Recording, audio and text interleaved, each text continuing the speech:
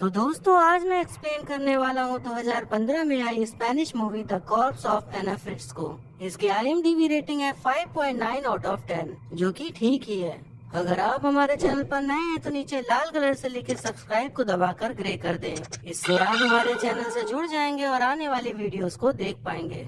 तो मूवी की शुरुआत होती है जहाँ हमें एक लड़की की डेड बॉडी दिखाई जाती है जिसका नाम एना फ्रिट्ज होता है। वो एक पॉपुलर एक्ट्रेस होती है जिसकी एक पार्टी में अचानक से डेथ हो गई होती है। उसके बाद हम दो लड़कों को देखते हैं जिनका नाम इवान और हावी होता है। वो अपने दोस्त पाओ से मिलने आए होते हैं जो कि हॉस्पिटल में ही काम करता है। उन तीनों को एक पार्टी में जाना होता है पर पाओ की शिफ्ट 1 घंटे बाद खत्म होने वाली होती है, तो वो लोग बाहर चले जाते हैं और दारू के शॉट्स लगाने लगते हैं और एना फ्रिट्ज के बारे में बातचीत चलने लगती है। तो उसके दोस्त उसकी डेड बॉडी देखने के लिए बोलते हैं। पाओ मना करने लगता है क्योंकि ऐसा करना बहुत रिस्की होता है, इसमें उसकी जॉब भी जा सकती है। पर इवान के काफी जोर डालने के बाद वो राजी हो जाता है। वो काफी खूबसूरत एक्ट्रेस थी, इसीलिए इवान उसे देखना चाहता था। तो हावी भी इनके साथ चलने को मान जाता है। अब पाओ अपनी जॉब को रिस्क में रखकर वो उन दोनों को मुर्दाघर ले जाता है और वहाँ एक लाश के सामने खड़ा हो जाता है। जब वो उसका कवर हटाता है तो वो लोग डर जाते हैं क्योंकि वो एना की लाश नहीं, एक बुढ़ी औरत की लाश होती है। पाओ उन दोनों से मजे ले रहा होता है पर फाइनली वो एना की लाश पर जाता है और उसका कवर हटा देता है। वो काफी खूबसूरत होती है जिसे देखकर इवान की नीयत खराब होने लगती है। वो कवर को थोड़ा और नीचे कर देता है, फिर उसके चेस्ट को टच करने लग जाता है। हावी को ये देखकर काफी अजीब लगता है क्योंकि एक लाश के साथ ऐसा करना ये कोई अच्छी बात तो नहीं थी। पर इवान हावी को भी उसका चेस्ट छूने के लिए कन्विंस कर लेता है। इवान के अंदर का शैतान जागने लग जाता है और अब उसे एना की डेड बॉडी के साथ सेक्स करने की इच्छा होने लगती है। हावी उसकी बात से एग्री नहीं करता पर पाओ बताता है कि उसने पहले भी एक डेड बॉडी के साथ सेक्स किया है, वो 18 साल की थी। इवान कहता है कि हमें ऐसा मौका कहाँ मिलेगा कि किसी फेमस इंसान के साथ सेक्स करने मिले। हावी इन लोगों की बातें नहीं मान रहा होता पर वो उनके दोस्त होते हैं तो भले ही वो खुद कुछ न करे पर उसे साथ तो देना ही था। वो लोग फिर ड्रग्स करते हैं और हावी और पाओ दूसरे रूम में चले जाते हैं और वहाँ इवान एना की बॉडी के साथ सेक्स करना स्टार्ट कर देता है, या फिर कह सकते हैं कि उसका रेप करना स्टार्ट कर देता है। फिर उसके करने के बाद पाओ करने के लिए जाता है। जब वो कर रहा होता है तभी एना की आंखें खुल जाती हैं और वो जिंदा हो जाती है। पर पाओ को ये सब पता नहीं चलता, पर जब वो देखता है तो उसकी एकदम समझ जाइए क्या बोलना चाह रहा हूँ मैं। उसकी चीख सुन के हावी और इवान उसके पास आते हैं। पाओ उनको बताता है कि एना जिंदा हो गई है। अब इवान और पाओ को टेंशन हो जाती है क्योंकि उन्हीं दोनों ने उसका रेप किया होता है, तो वो कहीं पुलिस को न बता दे, इसीलिए वो उसको मारने का प्लान बनाने लगते हैं। और वहीं हावी उसको जाकर कपड़े पहना देता है। हावी इन लोगों के प्लान से एग्री नहीं करता और बोलता है कि तुम लोग ने जो उसका रेप किया है अब तुम्हें सजा भी भुगतनी ही होगी। तभी गुस्से में आकर इवान हावी को पीटना चालू कर देता है पर पाओ बीच में आकर उन दोनों को अलग करता है। तब इवान को रियलाइज होता है कि उसने हावी का सर ही फोड़ दिया है और उसके सर से काफी खून बह रहा होता है। दोनों इसका इलाज कराने का सोचते हैं बट वो बाहर नहीं जा सकते थे क्योंकि थोड़ी देर पहले ही एक हॉस्पिटल का मेंबर डेड बॉडी लेकर आया था, तो ये लोग छुप गए थे और वो वहाँ का डोर लॉक करके जा चुका था। एना जिंदा तो हो गई थी पर उसकी बॉडी अभी भी पैरालाइज थी। अब पाओ और इवान हावी को दूसरे रूम में शिफ्ट करते हैं और एना को भी उसी रूम में ले आते हैं। वो हावी को होश में रखने की कोशिश कर रहे होते हैं और वहाँ फैला हुआ सारा खून साफ करते हैं। पाओ अपने कपड़े बदल लेता है, तभी वहाँ पर एक लड़का आ जाता है तो एना चिल्लाने की कोशिश करती है पर इवान उसका मुंह बंद कर देता है और पाओ उसी लड़के के साथ चला जाता है। फिर हम देखते हैं कि हावी अब सांस नहीं ले रहा होता है। तब एना कहती है कि शायद वो मर चुका है। थोड़ी देर बाद पाओ वहाँ आ जाता है तो उसे भी पता चलता है कि हावी मर चुका है। पाओ रो रहा होता है तो इवान उससे कहता है कि ये बस एक एक्सीडेंट था, हमने कुछ भी नहीं किया है। तब एना कहती है कि तुम ही लोग ने ये सब कुछ किया है और इसकी सजा तुम्हें मिलेगी। तो इवान उसे अपना मुंह बंद रखने को कहता है। पाओ और इवान बाहर जाते हैं और इवान पाओ से कहता है कि अगर ये सब किसी को पता चला तो हमारी लाइफ खराब हो जाएगी, इसीलिए हमें हावी की डेड बॉडी को सेटल करना होगा और एना को मारना होगा।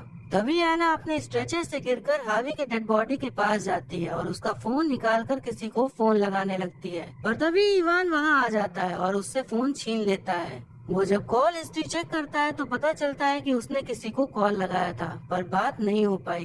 पाओ और इवान अब एना को कहीं और ले जा रहे होते हैं। तभी हावी का फोन बजने लगता है जो कि इवान के पास होता है। जैसे ही वो कॉल उठाता है तो एना फादर हेल्प मी चिल्लाने लगती है, पर तभी पाओ उसका मुंह बंद कर देता है।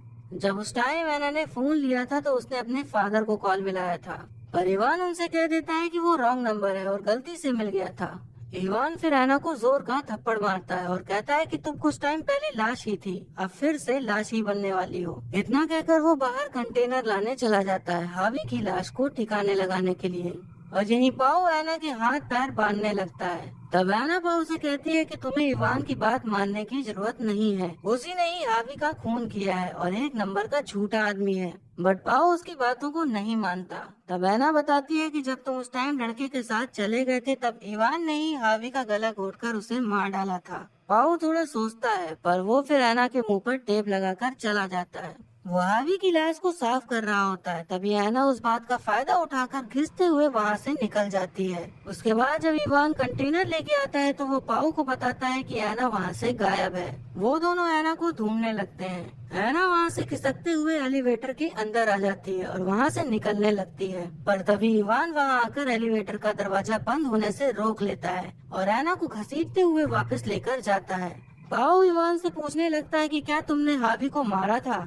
तो वो कहता है कि हाँ, वो तो एक एक्सीडेंट था। पर पाओ कहता है कि नहीं, तुमने उसका गला दबाकर उसे मारा था। तब इवान थोड़ा हिचकिचाता है और पाओ से कहता है कि तुम एना की बातों पर यकीन करना बंद करो। वो दोनों सोचने लगते हैं कि एना को कैसे मारा जाए कि सबूत भी ना मिले, तो वो उसे सांस रोककर मारने का प्लान करते हैं। तो पाओ एक कपड़ा लेकर इवान को देता है और उसे मारने को कहता है, पर इवान उसे कपड़ा वापस दे देता है ये कहकर कि तुम उसे मारोगे। पर पाओ कहता है कि तुमने हावी को मारा था, इसीलिए इसे भी तुम मारो। इवान अकेले ही इन सब का भागीदार नहीं बनना चाहता था, इसीलिए वो पाओ का हाथ पकड़ के एना को दोनों मिलकर मारने लगते हैं। ऐसा करने पर एना का टॉयलेट निकल जाता है, पर वो कपड़ा नहीं हटाते तो उसकी फिर से मौत हो जाती है। उसके बाद हावी की डेड बॉडी कंटेनर में डालकर इवान उसे लेकर चला जाता है और इधर पाओ एना की डेड बॉडी को साफ कर रहा होता है। इवान हावी की डेड बॉडी फेंक कर वापस चला जाता है और यहाँ पाओ एना को क्लीन करके कवर करके जाने लगता है।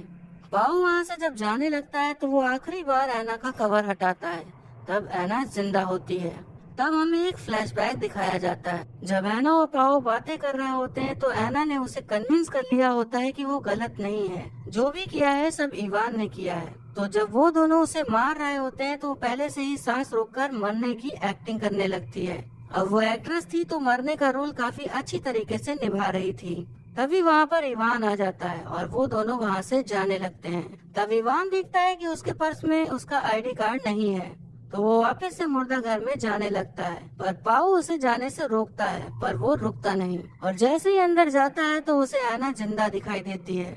वो ये देखकर समझ जाता है कि पाओ उससे मिला हुआ है, तो वो पाओ का गला दबाने लगता है, पर उसने ऑलरेडी अपने एक फ्रेंड को मार दिया होता है तो वो उसे छोड़ देता है। लेकिन तभी एना इवान के गले में कैंची मार के उसका गला फाड़ देती है और वो कुछ ही देर में मर जाता है। पाओ कहता है कि हमें ऐसा नहीं करना चाहिए था, पर तभी एना उसको भी कैंची से मार मार के मार डालती है और वहीं पर बैठ जाती है और मूवी यहीं पर खत्म हो जाती है।